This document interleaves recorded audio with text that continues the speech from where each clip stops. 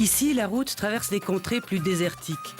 Le massif de l'Atlas dessine une frontière nette entre le climat humide des régions les plus au nord de l'Afrique de l'Ouest et l'extrême aridité du Sahara. En suivant la chaîne de l'anti-Atlas, on arrive au spectaculaire canyon de la vallée du Dra, où la rivière asséchée annonce le plus grand désert du monde, le Sahara. Le manque d'eau n'est pas le seul problème au sud du Maroc. Aujourd'hui, des bouteilles en plastique, des boîtes de conserve et autres déchets dénaturent le désert et font injure au paysage.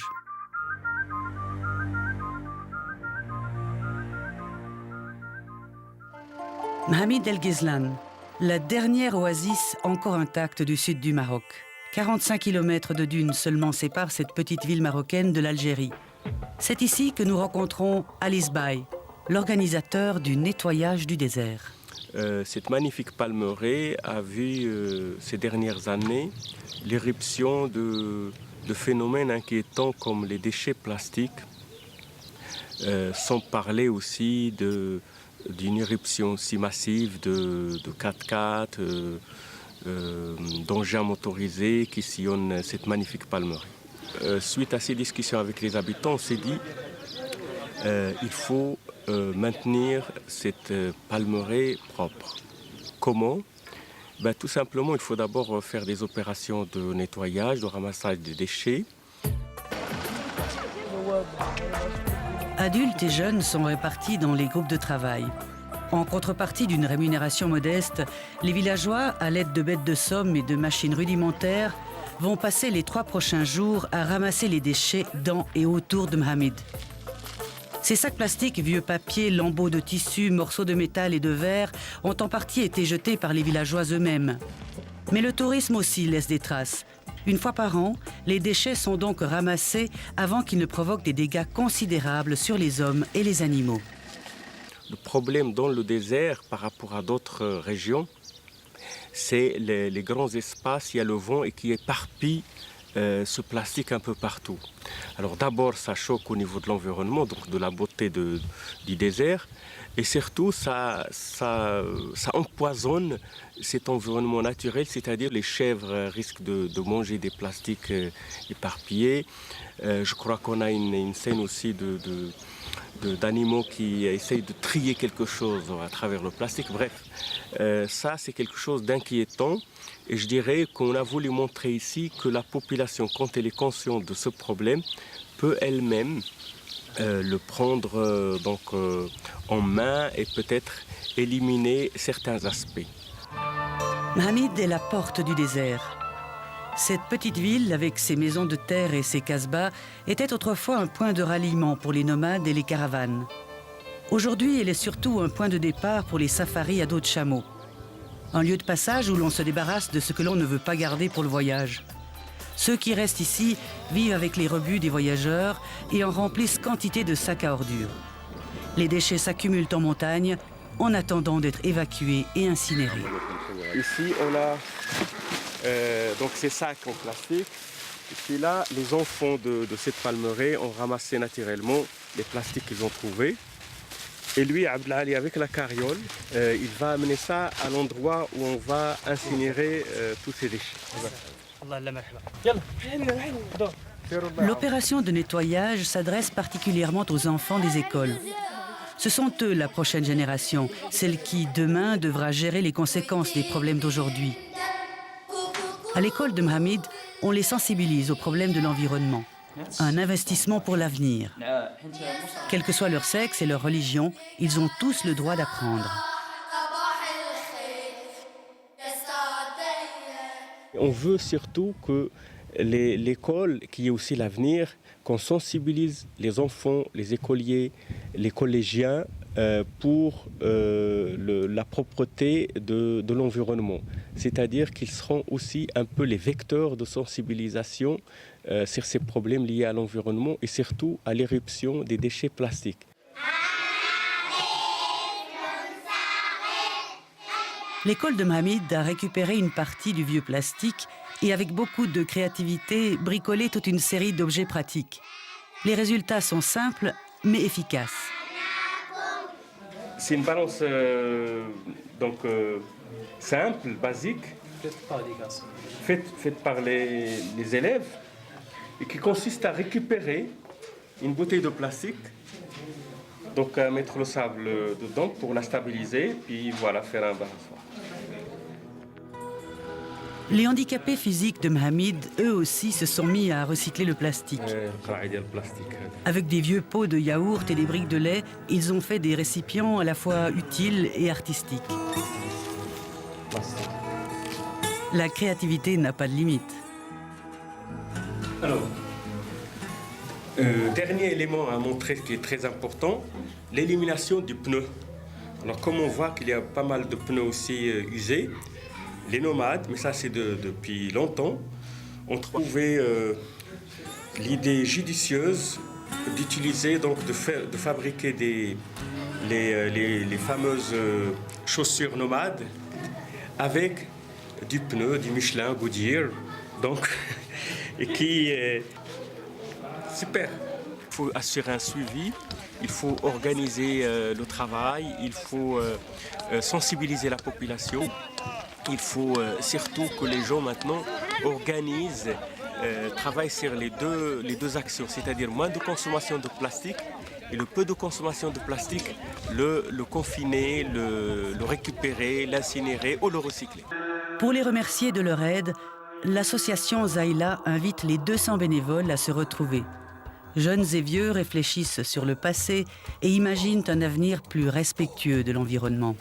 ان شاء الله غادي نواصلوا هذا الشيء ديال التنقيه ديال المحامين الطرق اللي ذكرنا مع الاخوان نحاربوا الوسخ نحاربوا الظلم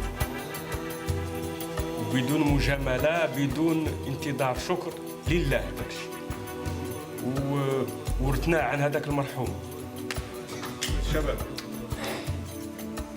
راه ديما آخر مرحلة هي اللي صعيبة ماشي في الأول. J'aime beaucoup cette citation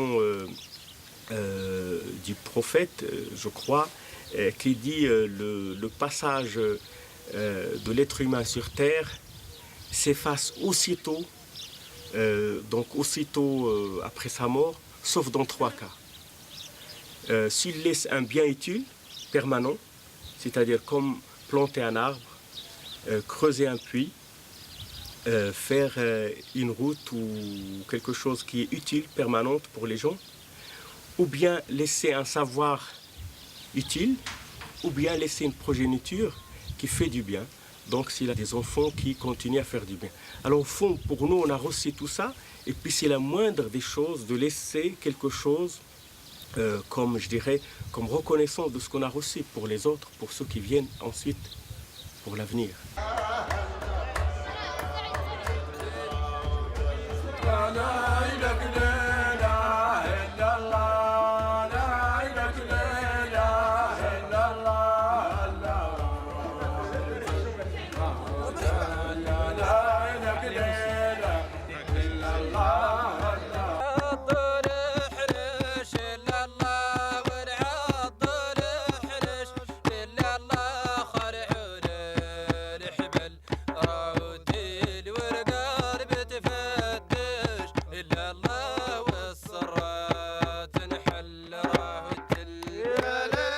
Pour poursuivre sa mission de défense de l'environnement à travers sa musique, sa philosophie et ses projets, l'association Zaïla a besoin de vous. Vous aussi, vous pouvez apporter votre pierre à l'édifice. Le Sahara et ses habitants vous en seront reconnaissants.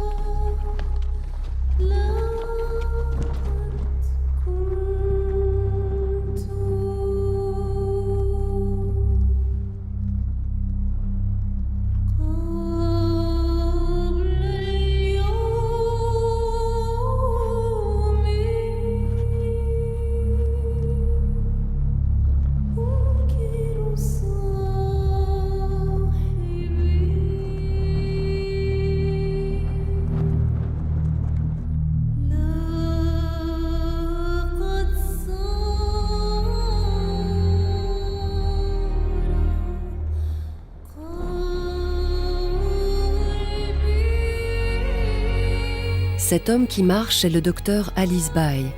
Il est à la recherche de son vieil oncle, Hama El Ghasmi, qui se trouve quelque part dans le Sahara, entre l'Algérie, le Maroc et la Mauritanie. Ali Sbaï est un brillant physicien qui vit en Europe depuis une trentaine d'années. Mais avant de mener des études et une carrière scientifique, Ali est né et a grandi dans le sud du Maroc, sous une tente, dans la tribu nomade des Sbaï. Aujourd'hui, Ali est de retour chez lui. Je suis né derrière ces dunes, dans un endroit qui s'appelle Fteig, près du lac d'Iriki, hélas maintenant desséché, d'une famille nomade qui a le croisement de 3 ethnies. 2 ethnies du côté de ma mère, le Gouassem Rgibat, et Sbaï côté de mon père.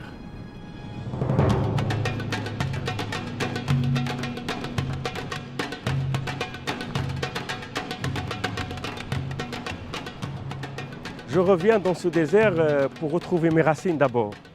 Ici, je suis né, j'y ai gardé les chèvres, j'ai peut-être appris plus de choses qu'à l'école. Et retrouver ces racines, c'est aussi retrouver un peu l'essentiel. C'est réactiver aussi des souvenirs souvent merveilleux et partager aussi un moment avec des gens qui nous ont appris beaucoup de choses.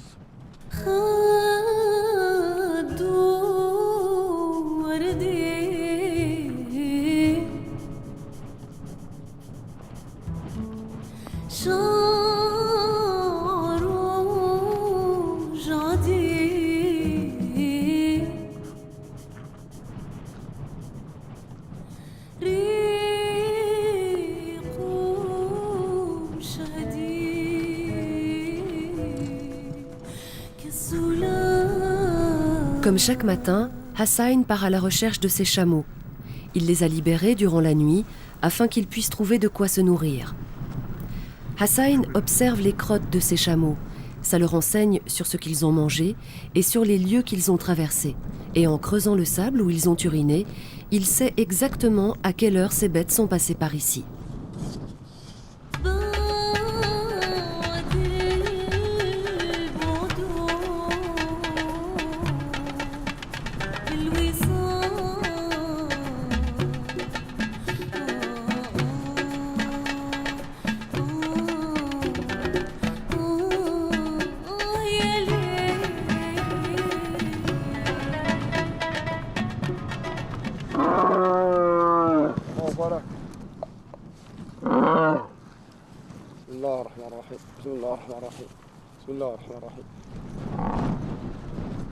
Hassain possède ce qu'Ali a dû abandonner en quittant le Sahara. La liberté des nomades est cette connaissance qui permet de survivre dans le désert dans n'importe quelle condition.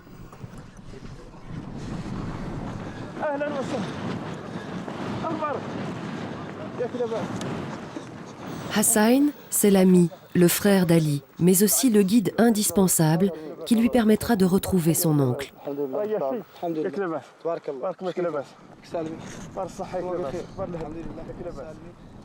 Cette plante qui s'appelle sbat ne pousse que dans le sable. Alors le sable joue un rôle de fixateur d'humidité la nuit. Donc cette plante se nourrit surtout la nuit. Alors dans le désert, ce qui est extraordinaire, chaque terrain a ses plantes. Et celle-là pousse dans le sable. Et les chameaux l'adorent. Elle leur donne aussi un peu d'eau qu'ils peuvent se nourrir et boire dans cette plante. Elle symbolise pour moi le miracle de la vie dans le désert.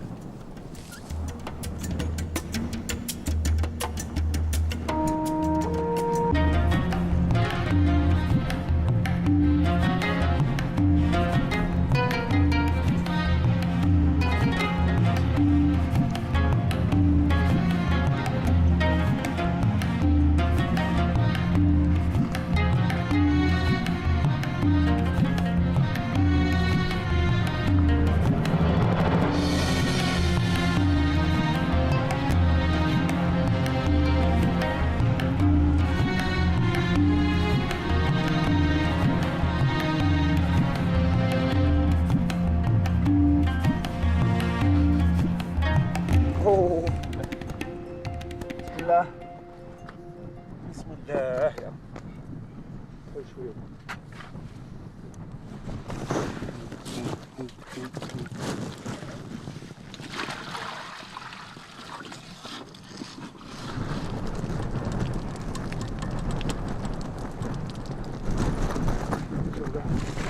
rôle du chameau dans le désert est central. On ne peut pas imaginer le mode de vie nomade sans le chameau. Le nomade a besoin du chameau pour traverser le désert. Le chameau, il a besoin du nomade pour une seule chose, pour l'eau. Puisqu'il n'y a pas d'eau en surface, il n'y a que des puits et le chameau là est incapable de prendre l'eau des puits. Oui, je dirais que le chameau et le nomade ont ce gentleman agreement au niveau de l'eau. Alors d'abord, le chant nomade fait partie, c'est une composante essentielle du mode de vie nomade. Et là, en l'occurrence, c'est le chant du marcheur. C'est un chant de communion avec le désert, avec le compagnon, le chameau, et bien sûr aussi une sorte d'allègement de la fatigue de la marche.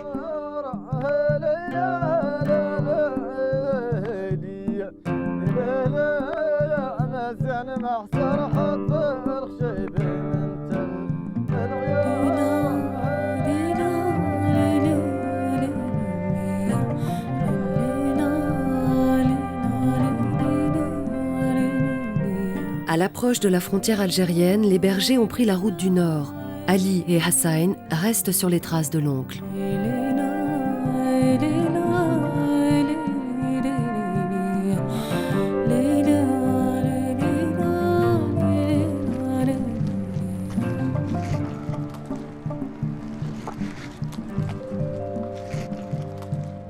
Alors c'est un acacia de cette région. Il a beaucoup de vertus médicinales et c'est pour cette raison qu'il est sacré. C'est-à-dire que les nomades ne coupent jamais l'acacia. Ils laissent leurs chameaux prendre les feuilles. Ils peuvent des fois cueillir la résine d'acacia qui est aussi très très bonne et qu'on met dans le thé, qui s'appelle l'elk. Ils peuvent aussi prendre des fois l'écorce de l'acacia. Ils peuvent aussi l'utiliser pour nettoyer les dents.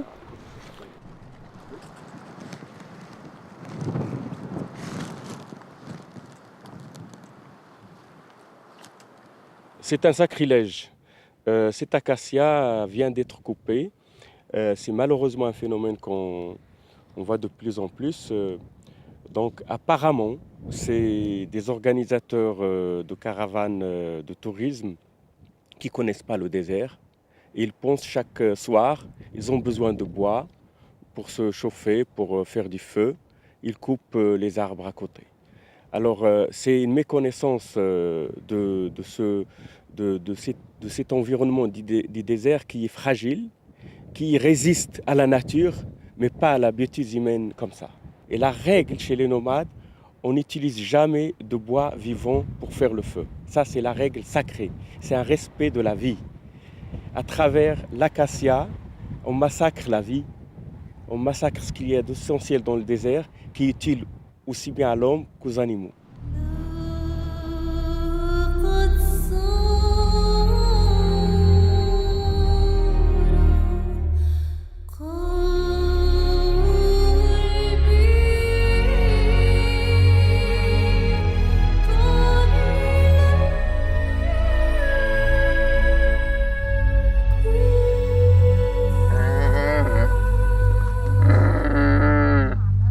En fin d'après-midi, Ali tombe sur le campement de Zahra, c'est une amie d'enfance.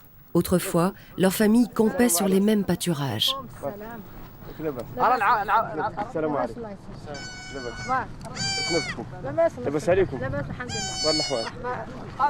Alors, cette petite tente que vous voyez là représente vraiment le confort, je dirais même le bonheur de notre enfance.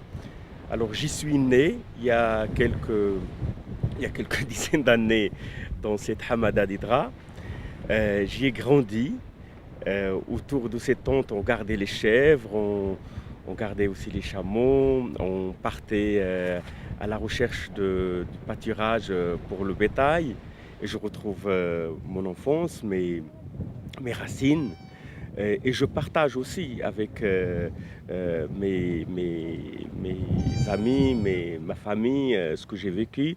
Et c'est vraiment des retrouvailles où il n'y a pas, je dirais, de jugement par rapport à ce qu'on a vécu ou ce qu'on a acquis. On se retrouve là dans le désert comme autrefois et on partage ce qu'on a et on vit des bons moments.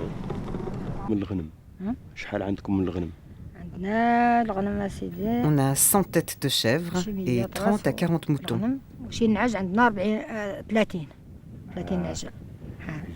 Donc vous avez à peu près 130 têtes.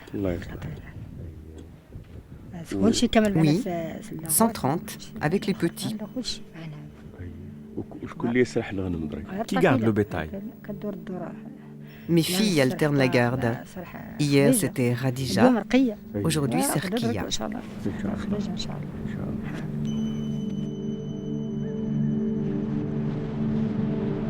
Zahra et sa famille ont marché durant des jours pour venir faire brouter leurs animaux sur ces petites taches vertes qui apparaissent miraculeusement dans le désert.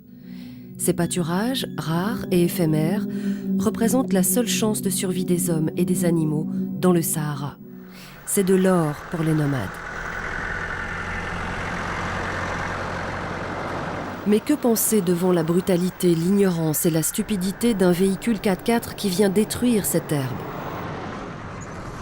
Saccage gratuit par des hommes qui viennent chercher ici l'illusion d'une liberté qu'ils ont perdue depuis longtemps.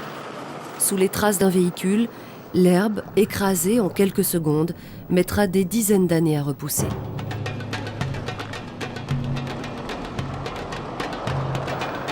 Ces touristes ont traversé l'Europe et dépensé plus d'argent qu'aucun nomade ne gagnera jamais pour venir jusque dans le désert.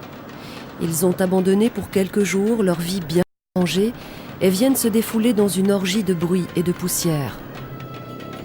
Aujourd'hui, les nomades et avec eux les animaux domestiques et sauvages n'ont pas d'autre alternative que de fuir devant ces nouveaux barbares.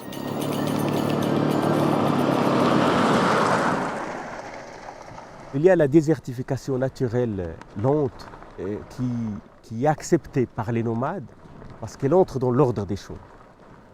Les nomades disent ce qui vient de Dieu et c'est un souci de moins pour l'homme. Donc ils ne s'en occupent pas.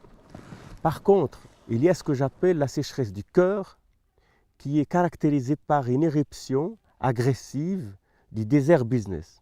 Alors je précise, le désert business, c'est tout ce tourisme maintenant du désert qui agresse les nomades dans leur mode de vie, qui agresse l'environnement du désert, qui agresse toute espèce de vie dans le désert et au fond, qu'il y a un peu un prédateur de ce mode de vie. Alors je crois qu'il est temps maintenant aussi de réglementer l'accès au désert, sa découverte, pour qu'on préserve ces espaces magnifiques, je dirais ce poumon de la terre, où il y a une pureté, où il y a un mode de vie ancestral qui peut aussi nous permettre justement à réfléchir à l'essentiel, se débarrasser des futiles. Et j'ai même pensé avec mes amis en Mauritanie, au Niger et au Mali à faire une charte du désert. Qu'il y ait des réserves sans limite, réglementées, c'est-à-dire interdites à tout, pas peut-être à tout engin motorisé,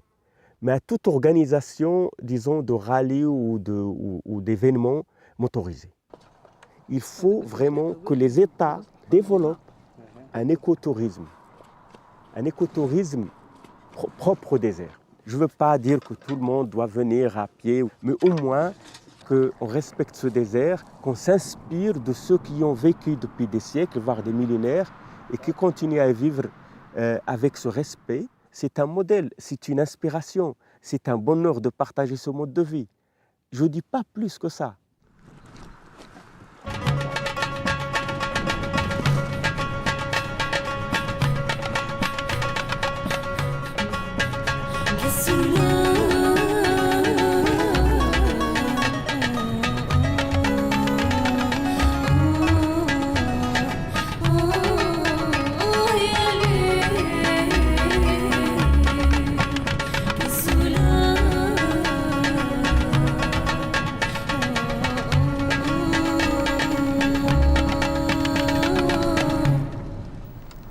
En arrivant à la dune de l'Oraïne, Ali apprend que son oncle est déjà là. L'oncle a plus de 80 ans et Ali ne l'a pas vu depuis de nombreuses années.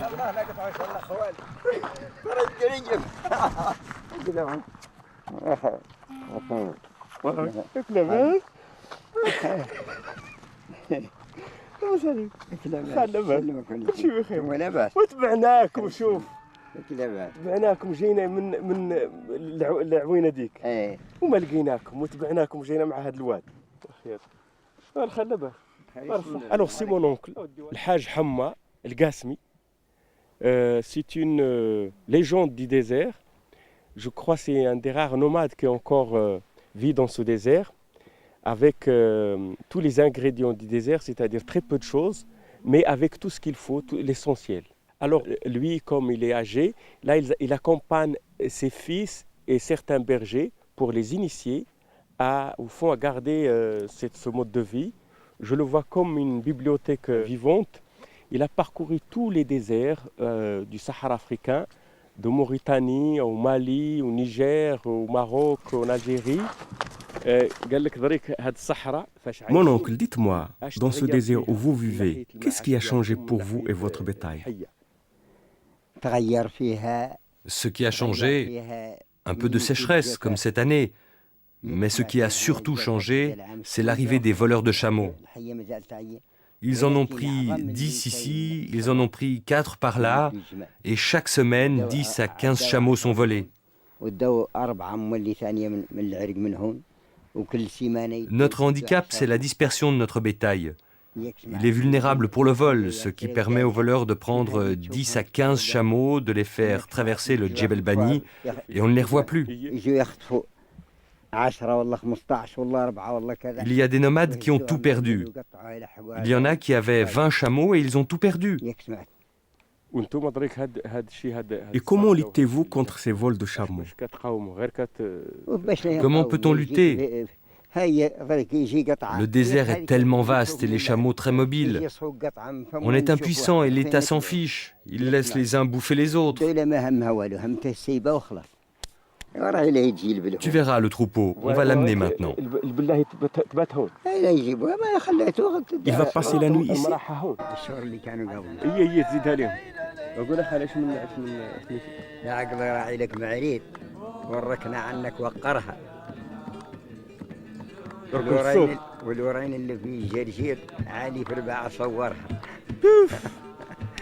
L'oncle vient d'improviser un poème sur ce lieu magique et cet événement de retrouvailles en disant « Hé œil, regarde à l'ouest les belles dunes de Ma'rir, le nom de ces dunes, et laisse le Rukn tranquille, c'est-à-dire il y a une région qu'il faut laisser tranquille, il ne faut pas l'abîmer, il faut aller au pas léger. Et n'oublie pas la dune derrière qui s'appelle Lorraine. Et paraît-il, il y a quelqu'un qui est en train de capter quelque chose dans cette plaine, c'est-à-dire nous.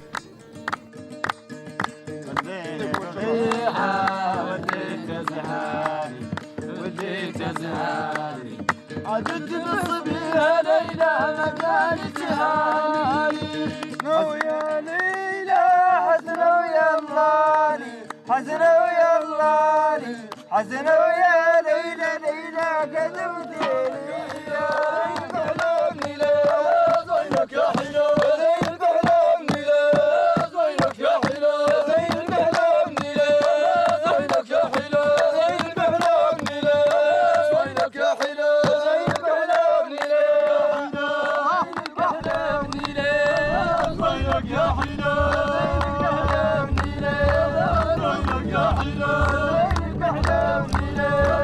زينك يا حلو زين كحلوني لا زينك يا حلو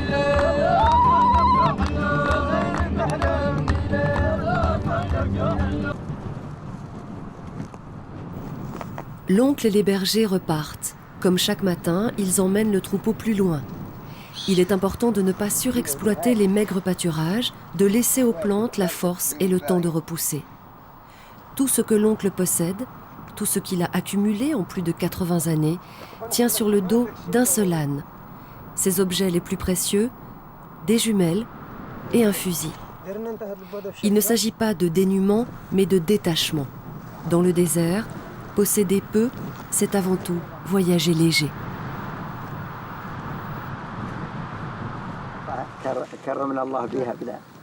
En embrassant Ali, son oncle lui rappelle les 3 commandements des nomades. Ce sont les règles de la survie dans le désert. Ne mange que si tu as faim. Ne bois que si tu as soif. Ne monte sur le chameau que si tu es fatigué.